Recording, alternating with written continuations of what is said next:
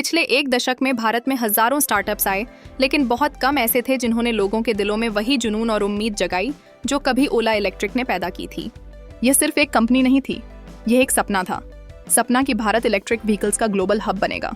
कहा गया कि यह टेस्ला ऑफ इंडिया होगी और पेट्रोल गाड़ियां जल्द ही बीते जमाने की बात बन जाएंगी। लेकिन आज वही सपना एक डरावने सच में बदल चुका है। जहां कभी बुकिंग के लिए लाइनें लगती थीं, आज वहीं सर्विस सेंटर्स के बाहर टूटे पड़े स्कूटर खड़े हैं। सोशल मीडिया गुस्से से भरा है और निवेशकों का पैसा शेयर बाजार में पिघलता दिख रहा है। सवाल यह है, भारत का सबसे चर्चित ईवी स्टार्टअप विलेन कैसे बन गया? इस कहानी की शुरुआत होती है साल 2021 से। ओला कैब्स के संस्थापक भाविश अग्रवाल ने ऐलान किया कि अब वह इलेक्ट्रिक स्कूटर बनाएंगे। मार्केटिंग इतनी आक्रामक और प्रभावशाली थी कि पूरा देश देखने लगा। तमिलनाडु में फ्यूचर फैक्ट्री बनाई गई, जिसे दुनिया की सबसे बड़ी 2 व्हीलर फैक्ट्री बताया गया और दावा किया गया कि इसे पूरी तरह महिलाएं चलाएंगी। लॉन्च के पहले ही 24 घंटों में 1100 करोड़ रुपए की बुकिंग हुई। यह भारतीय ऑटो इंडस्ट्री के इतिहास में एक रिकॉर्ड था। लोगों को लगा कि सच में क्रांति आ चुकी है। लेकिन जैसे ही डिलीवरी शुरू हुई, हकीकत धीरे धीरे सामने आने लगी। शुरुआत हुई कुछ बेहद डरावने हादसों से। पुणे में सड़क किनारे खड़े एक नए ओला स्कूटर में अचानक आग लग गई। इस वीडियो ने पूरे देश को डरा दिया। सवाल उठने लगे, क्या बैटरी सुरक्षित है? इसके बाद शिकायतों की बाढ़ आ गई। कहीं चलते चलते फ्रंट सस्पेंशन टूट गया, कहीं सॉफ्टवेयर गड़बड़ी के कारण स्कूटर तेज रफ्तार में रिवर्स मोड में भागने लगा।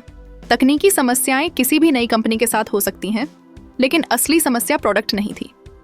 समस्या था कंपनी का रवैया। ओला का डायरेक्ट टू कंज्यूमर मॉडल तब बुरी तरह फेल हो गया जब गाड़ियां खराब होने लगीं। बजाज या टीवीएस जैसी पुरानी कंपनियों के पास मजबूत डीलरशिप और सर्विस नेटवर्क था, लेकिन ओला के पास नहीं। नतीजा यह हुआ कि सर्विस सेंटर्स पर भारी दबाव पड़ा और पूरा सिस्टम चरमरा गया। आज हालात ये हैं कि देश भर में हजारों स्कूटर महीनों से सर्विस सेंटर्स में पड़े हैं। स्पेयर पार्ट्स नहीं हैं, मैकेनिक पूरी तरह प्रशिक्षित नहीं हैं और ग्राहकों का सब्र खत्म हो चुका है। सोशल मीडिया पर वायरल हुई तस्वीरें किसी भी ब्रांड की साख मिटा सकती हैं। महाराष्ट्र में एक परेशान ग्राहक ने अपने ओला स्कूटर को गधे से बांधकर जुलूस निकाला। कर्नाटक में एक गुस्साए ग्राहक ने शोरूम में आग लगा दी। ये सिर्फ मजाकिया वीडियो नहीं है, ये उस टूटे हुए भरोसे की तस्वीर है। रिपोर्ट्स के मुताबिक हर महीने 80,000 से ज्यादा शिकायतें दर्ज हो रही हैं। यहाँ तक कि सेंट्रल कंज्यूमर प्रोटेक्शन अथॉरिटी को भी कंपनी को नोटिस भेजना पड़ा। लेकिन इस आग में घी डालने का काम किया कंपनी की लीडरशिप ने। जब ग्राहक मदद के लिए चिल्ला रहे थे, तब सीईओ सोशल मीडिया पर एआई और भविष्य की टेक्नोलॉजी की बातें कर रहे थे। जब कॉमेडियन कुणाल कामरा ने सर्विस सेंटर्स की हालत दिखाई, तो माफी मांगने के बजाय उन्हें पेड ट्रोल कह दिया गया। यह घमंड लोगों को और नाराज कर गया। पब्लिक रिलेशंस की भाषा में इसे सीधा डिजास्टर कहा जाता है। अब इसका असर पैसों पर साफ दिख रहा है। ओला इलेक्ट्रिक के शेयर अपने हाई से लगातार गिर चुके हैं। आईपीओ में निवेश करने वालों को भारी नुकसान हुआ है। कभी लगभग 50% रहने वाला मार्केट शेयर अब 30% से नीचे आ गया है।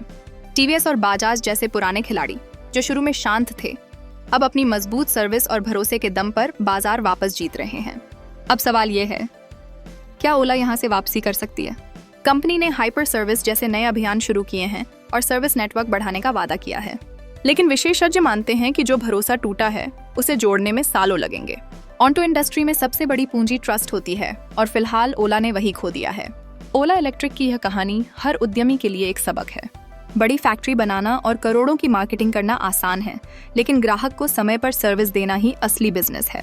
अगर नींव कमजोर हो तो सबसे ऊंची इमारत भी गिर जाती है। अब आपकी बारी है। क्या आप आज ओला का स्कूटर खरीदने की हिम्मत करेंगे, या आप किसी पुराने भरोसेमंद ब्रांड के साथ जाना पसंद करेंगे? और क्या भाविश अग्रवाल अपनी कंपनी को इस संकट से बाहर निकाल पाएंगे? अपनी राय हमें कमेंट सेक्शन में जरूर बताइए।